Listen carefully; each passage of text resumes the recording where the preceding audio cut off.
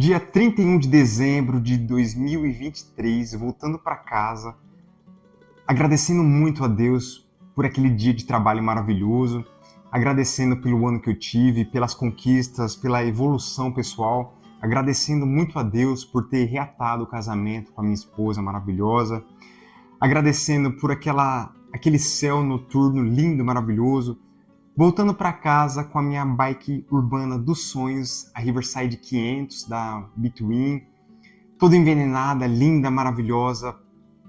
Eu estava emanando gratidão, extremamente feliz. E do nada, repentinamente, a roda dianteira da minha bike quebrou e eu caí de cara no chão. Levei 3 pontos no queixo, uma microfratura no punho e diversas escoriações pelo corpo. E o pior de tudo, um trauma.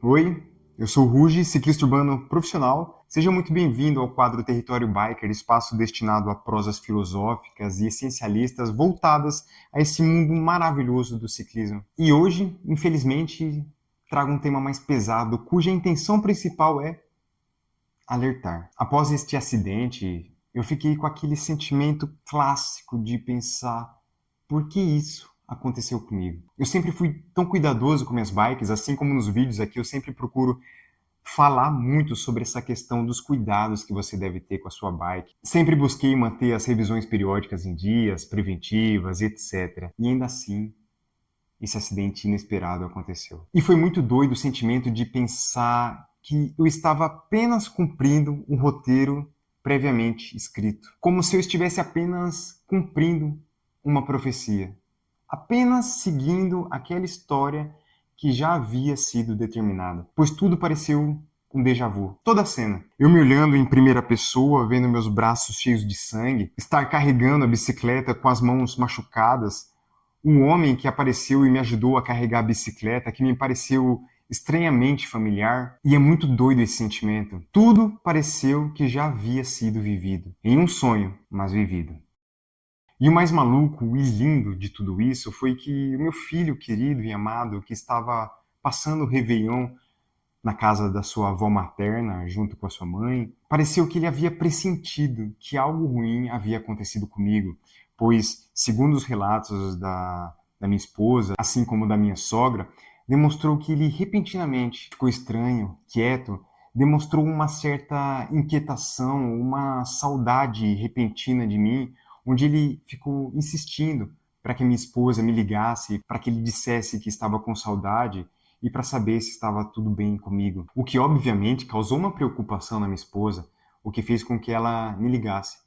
Nessa hora, eu já estava deitado na maca, sendo atendido pelo médico, onde ele iria fazer a sutura do meu queixo. E é isso, eu não quis assustá-los, né? Eu pensei, pô, eles estão curtindo lá de boa, e não foi tão grave assim, então... Eu já mencionei isso em outros vídeos, mas, novamente, eu sou técnico em radiologia, e eu sempre tive muita empatia com os pacientes que eu atendo, sempre procurei atender eles com bastante carinho e atenção.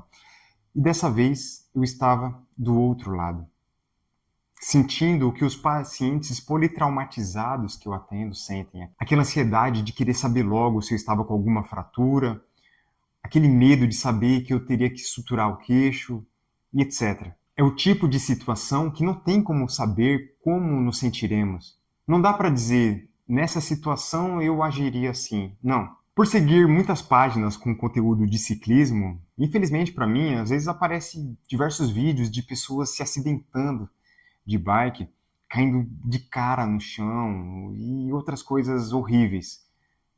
E eu sempre temi muito, muito que algo assim acontecesse comigo.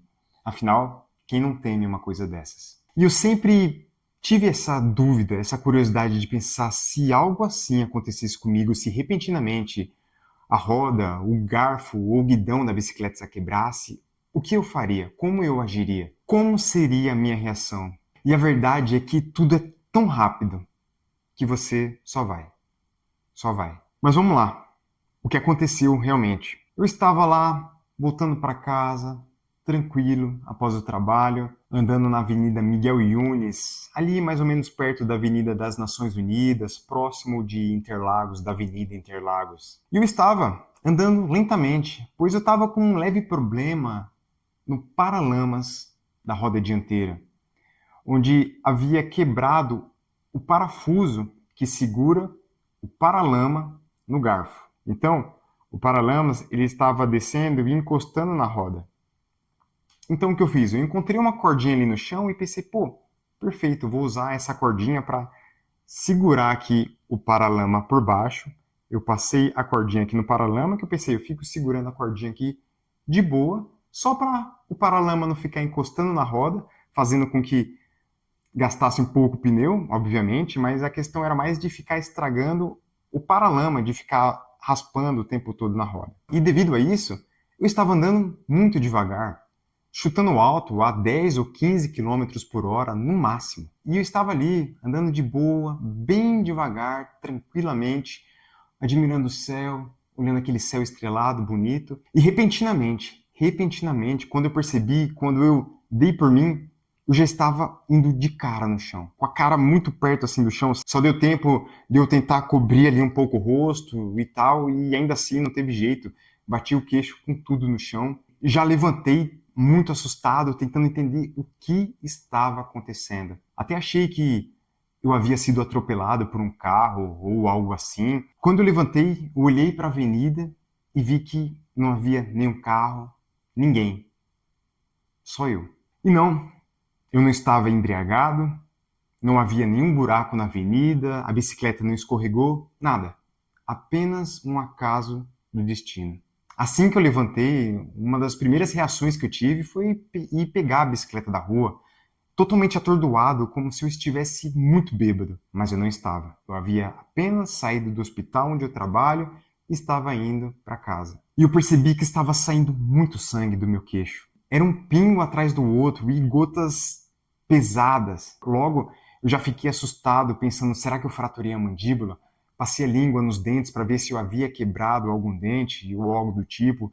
E graças a Deus eu percebi que tudo estava bem. E sinceramente, eu estava até com medo de olhar no espelho da bike para ver como estava esse machucado devido à quantidade de sangue que estava saindo. E quando eu fui tentar pegar a bicicleta da rua, eu senti uma dor muito forte. E logo eu pensei, fraturei no punho também. Pois eu não conseguia segurar ela de tamanha a dor que eu estava sentindo no meu punho esquerdo. E no meio de toda essa confusão mental devido à concussão que eu tive, porque, como eu te disse, eu caí praticamente. Eu suponho que eu devo ter caído desse jeito, e não sei se eu caí para trás, não sei. A visão que eu tive, quando eu percebi, quando eu dei por mim, o meu rosto estava, sei lá, a 10 centímetros do asfalto.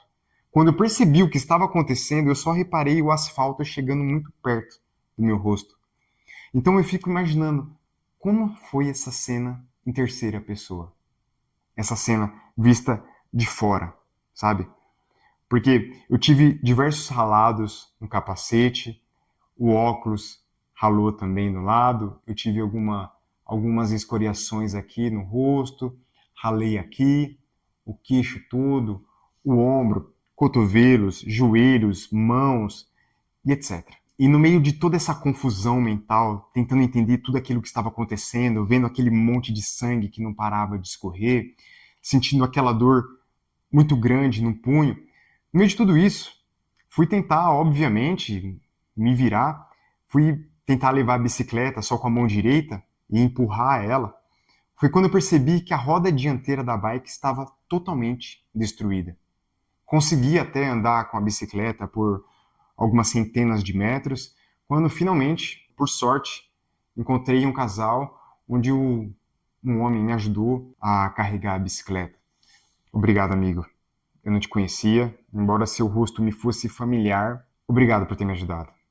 Obrigado mesmo. Tudo isso foi muito assustador, porém, tudo parecia estranhamente familiar. Como se tudo aquilo fosse o ato real de um roteiro já escrito. Enquanto o camarada lá me ajudava a carregar a bicicleta, eu liguei para minha mãe, que morava a alguns poucos quilômetros de onde ocorreu o acidente. Então ela veio de encontro a mim e depois de tantos anos, depois de algumas décadas, novamente, eu estava sentado no colo da minha mãe, porque meu padrasto estava levando a bicicleta atrás do carro, então precisei sentar no colo da minha mãe, no banco do passageiro, e, e pensei, caramba, depois de algumas décadas, novamente, eu estou aqui sentado no colo da minha mãe, como uma criança.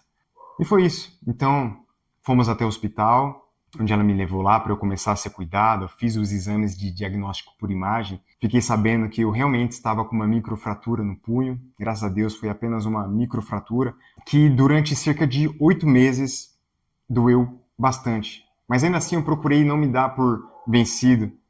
Busquei eu mesmo sempre ficar forçando a extensão, a flexão e a extensão total da articulação aqui para que o quanto antes eu pudesse voltar a ter a mobilidade total do meu punho. E também, como eu mencionei, levei 3 pontos aqui no queixo, que curiosamente até hoje eu sinto como se estivesse anestesiado. E é isso. Vai ser assim para sempre. Fiquei sabendo que é normal acontecer esse tipo de coisa. Sendo sincero, durante um bom tempo eu fiquei com a narrativa na cabeça de que o problema, a causa do acidente havia sido do parafuso do paralama que havia soltado. Na verdade, não é um parafuso, havia trincado esse Lzinho que segurava o paralama no garfo. Então eu fiquei pensando, putz, meu, por que eu tive que protelar isso por tantos meses, sabendo, vendo que aquilo estava trincado, que eu precisava trocar aquela peça do paralama. Como eu disse, eu fiquei um bom tempo com essa narrativa na cabeça. Mas, olhando para como a bicicleta ficou, tentando entender o que de fato aconteceu, eu fiquei pensando, deve ter sido algo a mais que isso. E não há uma resposta clara. E justamente por isso, por não ter uma resposta clara, que ficou o meu medo. O medo de que algo assim voltasse a se repetir. E várias perguntas ficaram na minha cabeça, como, por exemplo, será que a causa disso foi devido à forma como a roda foi montada? Será que o aro estava trincado? Será que foi devido a talvez um aperto excessivo dos raios durante o alinhamento, fazendo com que houvesse um estresse nos raios, acarretando tudo aquilo? Não sei. Eu nunca vou saber. E é aí que mora o meu medo. Tem um vídeo aqui no canal que eu falo dos diversos benefícios de você se capacitar para se tornar o mecânico da sua própria bicicleta. Deixaria o link aqui na descrição do vídeo para você conferir depois desse. E nesse vídeo eu mencionei que uma das últimas competências que me faltava na questão das manutenções das minhas bicicletas era justamente montagem de roda. E foi justamente aí, onde eu terceirizei esse trabalho com uma bicicletaria aqui perto de casa, que aconteceu o que aconteceu. Como eu disse, eu não sei se a culpa do acidente foi devido à forma como ele montou a roda, ou se foi um defeito da fabricação do aro. Como eu disse, eu não sei. Isso é um mistério. Porém, a partir disso, eu decidi de uma vez por todas que eu iria aprender tudo o necessário para fazer as montagens das minhas rodas com o máximo de segurança possível. Meu amigo, com manutenção de bicicleta não se brinca. É sério. Bicicleta é uma coisa extremamente divertida, mas também muito perigosa. Com os componentes da região dianteira da bike, nem se fala. Pois se algo der errado, se algo quebrar nessa região, o preço pode ser muito alto. Pode ser a sua vida. No meu caso, além do óbvio trauma gerado, ainda houve um gasto muito grande com os componentes que estragaram. O garfo empenou, o pé de vela com coroa também entortou, o quadro da bicicleta trincou e etc. Um baita prejuízo financeiro. Logicamente, eu sei que tudo poderia ser muito pior. Como, por exemplo, isso poderia ter acontecido em um momento em que eu estivesse numa ladeira. Eu sempre gostei muito de descer as ladeiras soltando freio e curtindo toda aquela adrenalina e tal. Eu fiquei pensando, imagina se isso tivesse acontecido em um momento desses. Onde, às vezes, sei lá, vem um carro, um ônibus ou um caminhão, porque motorista de ônibus e caminhão, sejamos sinceros, são os filhos da puta nessa questão. Já teve diversas vezes que tanto o ônibus quanto o caminhão andava colado atrás de mim e eu pensava, meu, por que essa pessoa está fazendo isso? Não dá para entender. O quanto parece que quanto maior o seu carro, no caso o ônibus ou caminhão, parece que mais covarde a pessoa é. Não entendo. Mas voltando, eu fiquei pensando justamente isso. Imagina se isso tivesse acontecido em algum momento em que eu estivesse em alta velocidade em uma ladeira. Então eu sei muito bem que tudo poderia ser muito pior. Poderia ter sido fatal. Eu mesmo, algumas semanas após o acidente, tirei a radiografia de uma mulher politraumatizada que chegou lá numa prancha do SAMU, com muito sangue, diversas escoriações, colar cervical e etc. E quando eu perguntei para ela o que havia acontecido, ela disse justamente que ela havia acabado de pegar a bicicleta em uma oficina, só que, pelo que ela me contou, o mecânico havia deixado a roda dianteira da bike solta. E ela estava justamente em uma ladeira. E ela sofreu esse baita acidente gravíssimo. Isso já aconteceu comigo. Eu mencionei que eu peguei a minha bicicleta, que eu havia deixado na minha mecânica, lá na minha bicicletaria de confiança, fui andar com a bike, fui no mercado, andando que nem um doido e etc, sentindo que a bike estava meio estranha. E quando eu finalmente voltei para casa, parei na porta de casa e fui mexer e vi que a roda estava solta. Percebe no quanto eu fui sortudo? Daí que eu falo da importância de você estar ativo e presente nas mecânicas e revisões da sua bicicleta para não terceirizar esse tipo de coisa. Você provavelmente vai ter certeza que deixou o freio da sua bike devidamente ajustado, que você apertou devidamente o eixo da roda e etc. Agora você pagar, confiar no trabalho de outra pessoa para depois acabar sofrendo um acidente desse, complicado. Eu não sei como essa paciente ficou, nunca mais a vi. Porém, percebe a importância de você se capacitar, de você evitar de terceirizar serviços na sua vida. Meu amigo, busque se profissionalizar por você. É você que vai ser beneficiado com tudo isso. Você não precisa estudar mecânica de bicicleta e etc. para os outros. Faz isso por você mesmo, por amor da sua vida. Esse caso dessa paciente é uma ótima forma de mostrar do quanto é importante você buscar se capacitar para evitar ao máximo depender do serviço dos outros para fazer serviços simples na sua bicicleta. E você só tem a ganhar. O conhecimento será seu e ninguém tirará de você. Essa é uma coisa que eu sempre falo aqui. Um dos fatores que evitou com que tudo isso tivesse sido muito pior foi justamente o fato de estar usando capacete, óculos e luvas. O capacete ficou todo riscado, o óculos também, as luvas totalmente rasgadas. Percebe no quanto é fundamental estar protegido? Por isso, eu sempre falo, usa cinto de segurança, usa capacete.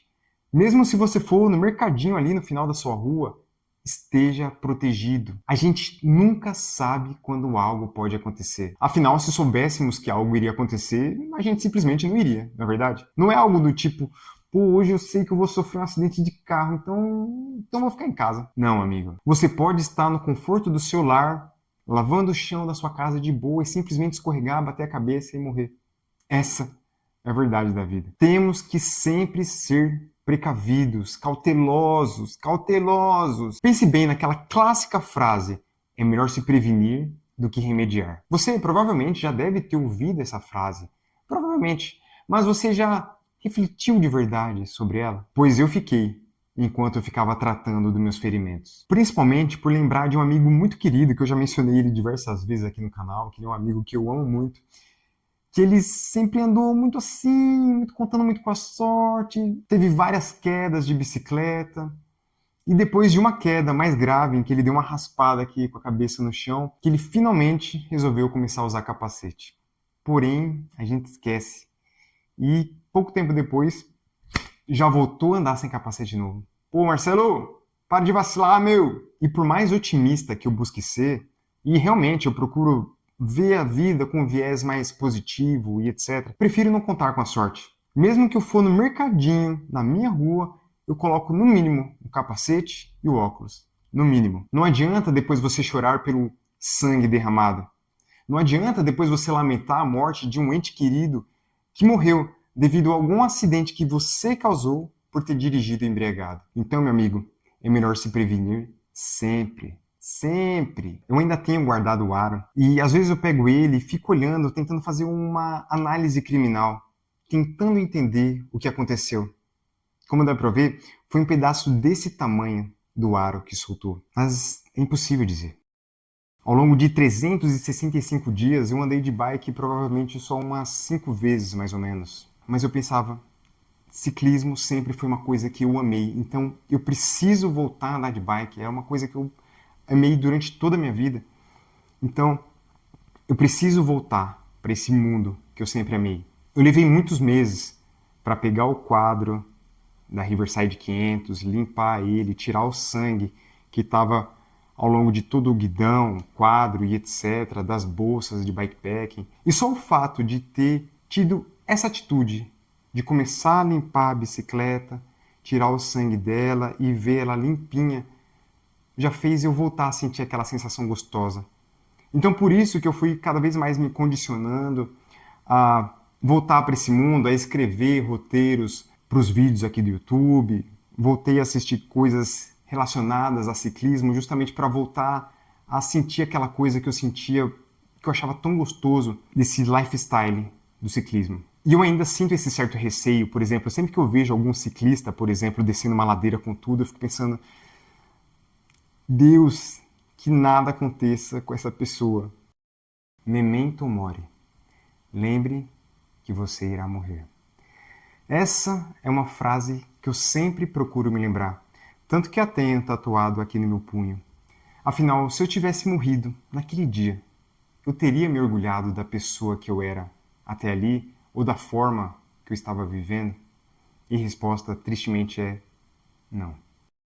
Eu ainda tenho medo, obviamente, de que algo assim volte a se repetir. Você pode muito bem aí do seu lado, no conforto da sua casa, dizer, pô, mas que frescura, meu, levou quase um ano aí para voltar a andar de bike depois de ter sofrido um acidente, etc. Mas a verdade, amigo, é que falar é fácil. É muito fácil você falar, não pensa nisso, mas quando você está lá vivenciando aquilo em primeira pessoa, aí a vibe é outra. E quando me olhei no espelho e vi a cicatriz aqui no queixo, diversas escoriações pelo corpo e etc., eu tive a seguinte reflexão, olha que doido. Eu imaginei, se eu pudesse ver, ter um vislumbre de uma foto minha no futuro, e nessa foto eu visse que há diversas cicatrizes. Imagine que assustador seria pensar o que eu precisaria passar para eu adquirir essas cicatrizes. Imagina que assustador isso. Nossa única certeza é a morte. Mas a dúvida assustadora é como ela virá. Tem até uma música do Raul Seixas que eu acho muito foda, que ele fala justamente isso, dessa questão da morte, que a gente nunca sabe quando a morte vai vir, se vai ser entre o último trago de um cigarro ou, sei lá, no escorregão no parque e blá blá blá. Essa letra é muito boa, depois eu vou colocar o nome dela aí. Achei muito interessante. E até proponho outra reflexão, se liga nessa também. Imagine você tendo um vislumbre de você no futuro, e por sorte você se tornou um galã, uma pessoa bem-sucedida, uma pessoa foda, admirável, uma pessoa de sucesso, embora o sucesso seja muito particular. E esse seu eu do futuro possui algumas cicatrizes também. Será que teríamos coragem de passar por tudo aquilo, por todos os acidentes de percurso, como diz numa música que eu adoro da banda Mundo Livre S.A., para alcançar aquele ideal? Por todos os processos que fortaleceram essa pessoa para ela se tornar incrivelmente foda, como ela é? Todos nós, obviamente, queremos ser pessoas de sucesso, pessoas de valor. Imagine aqui nesse exemplo, sei lá, por exemplo, Miyamoto Musashi, considerado o maior samurai do Japão. Ele, com suas diversas cicatrizes e a sabedoria adquirida ao longo de diversos combates, todos nós queremos obter o que para nós é considerado sucesso. Mas para isso precisamos estar preparados para todas as adversidades e acidentes de percurso. Temos que pagar o preço. É muito fácil, por exemplo, no exemplo que eu dei do Miyamoto Musashi, queremos ser fodas como ele era. Mas a questão é, você estaria disposto a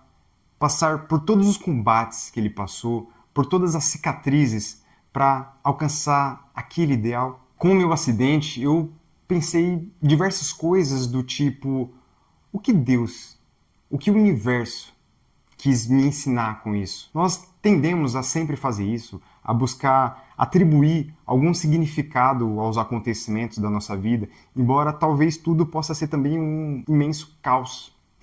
Não dá pra saber. A propósito, se você estiver curtindo a minha vibe, demonstre isso deixando seu like. Aproveita também e se inscreve no canal e ative o sininho para não perder diversas outras prosas filosóficas desse mundo maravilhoso do ciclismo. E também diversos outros reviews com base na minha vivência com esses componentes. Então, é nóis. No meio dessa jornada, após esse trauma, eu busquei como forma de me fortalecer, reler uma HQ do Batman, que eu gosto muito, onde conta uma história real do Batman.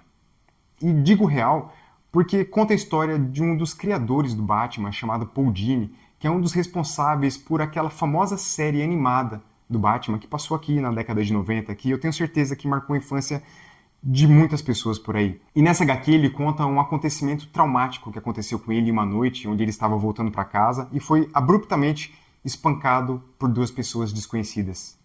Sem motivo nenhum, apenas pela maldade. Ele teve diversas fraturas na mandíbula, no rosto em geral. E nessa HQ ele conta como foi esse processo de se recuperar desse trauma. Ele conta do medo que ele sentia de sair na rua, de ir, por exemplo, no shopping, o medo de encontrar novamente essas pessoas e elas terminarem o serviço que elas haviam começado. Outra analogia muito interessante vem através de uma das muitas interpretações que tem daquele famoso conto da Chapeuzinho Vermelho. Não se sabe ao certo quem é o autor desse conto, já que ele possui diversos registros ao longo da história. Descobri que a sua origem é baseada em contos orais europeus. E um dos primeiros registros literários que se tem conhecimento foi no ano de 1697, segundo, como eu disse, alguma pesquisa rápida que eu fiz pelo Google. E dentre todas essas versões tão conhecidas, há uma versão em especial que me marcou muito, que eu conheci graças ao meu querido camarada Alexandre, do canal Quadrinhos na Sarjeta, que é um canal maravilhoso, sou muito fã. Sou muito fã seu, Alexandre, eu gosto muito de você mesmo, cara. Que é um canal maravilhoso, que sempre traz muita profundidade em relação às histórias em quadrinhos e etc. Eu admiro muito esse cara. E o título do vídeo, em específico, que ele menciona nesse quadrinho, se chama Chapeuzinho Vermelho e a Metáfora da Morte, de Emily Carroll. E é um trecho dessa HQ que eu acho muito foda, em que mostra Chapeuzinho Vermelho deitadinha de boa na sua cama, dizendo o quanto foi gostoso o passeio que ela fez no bosque, e que ela sabia que o lobo não a encontraria. Porém, nesse momento, vemos os olhos do lobo a olhando pela janela. E ele diz: "Você teve sorte ao atravessar o bosque hoje, e você precisará de sorte todas as vezes em que atravessar o bosque. Já eu preciso de sorte uma única vez." Aqui temos uma metáfora assustadora sobre a morte, que chega a dar arrepios. O lobo aqui, evidentemente, é a morte. E ela precisa de sorte apenas uma única vez, enquanto nós precisamos de sorte em todos os dias da nossa vida. E esse, meu amigo, é o tipo de leitura que fica com você para sempre. Eu mesmo, em diversos momentos, voltando para casa, descendo a ladeira ali, voado com tudo, eu sempre pensava coisas do tipo: se eu sofresse um acidente aqui, eu ia ser desintegrado. Então eu sempre fiquei refletindo, principalmente após isso, no quanto eu era sortudo por conseguir chegar em casa em segurança. E de fato, nós precisamos todos os dias tomar todos os cuidados possíveis para chegar em casa bem. E esse grande susto desse acidente, obviamente, me fez refletir muito no quanto devemos aproveitar nossa vida ao máximo possível, pois nunca sabemos quando ela pode acabar. Eu não quero com esse vídeo assustar você, fazer com que sinta medo de andar de bicicleta, nem nada do tipo. E sim que você se torne ainda mais cuidadoso, que esteja muito mais presente nas revisões periódicas e nas manutenções preventivas. Devido ao acidente que eu sofri, eu procurei no YouTube vídeos para saber se esse tipo de coisa já havia acontecido com outras pessoas, ou o que poderia ter acarretado a quebra da roda da forma que aconteceu. Pois até então eu nunca tinha ouvido falar de nada do tipo, assim como eu perguntei na bicicletaria, ele também disse que nunca viu nada assim, que deveria ser algum defeito de fabricação e por aí vai. E uma coisa que eu achei assustador, que eu me deparei em alguns vídeos, com pessoas mencionando trincas na área interna do aro. E eu suponho que, assim como eu, a grande maioria das pessoas não tem o hábito de olhar a roda, principalmente na região interna. Somente em algum momento em que você vai precisar tirar o pneu, trocar a câmara de ar, fazer o alinhamento da roda e olhe lá. A minha intenção aqui foi justamente trazer para você a importância de estar mais atento nesses detalhes mais sutis da sua bike. De tempos em tempos, tirar o pneu da roda, olhar aquela área interna da parede do aro e principalmente toda a região ali na área dianteira da sua bicicleta, guidão, avanço, garfo, trincas ao longo do quadro, por aí vai. Eu mesmo só percebi que havia uma trinca no quadro da Riverside 500 quando eu estava fazendo uma limpeza nela e percebi que havia uma leve trinca no tubo chamado de chainstay que fica ali, perto ali do movimento central. Era só um risquinho preto e foi aí que eu pensei, putz, meu, mais um baita prejuízo financeiro. E é isso, tô no corre aí em relação à garantia vitalícia. Já faz vários meses que eu estou esperando eles fazerem esse reembolso e tô aí em busca de montar uma nova bicicleta. Meu amigo, bicicleta é uma coisa maravilhosa. Proporciona diversas sensações incríveis de contemplação, de adrenalina, um monte de coisa maravilhosa. Porém, é também extremamente perigoso. Então, seja cuidadoso, se previna. Não conte com a sorte. Desejo de coração que o meu acidente tenha servido de exemplo para que o mesmo não aconteça com você. Compartilhe esse vídeo com aquele seu amigo querido que você deseja toda a felicidade do mundo para que ele também se torne ainda mais cauteloso. Então é isso, meu amigo. Te desejo uma vida longa e próspera. Te vejo no pódio. E não se esqueça, memento mori.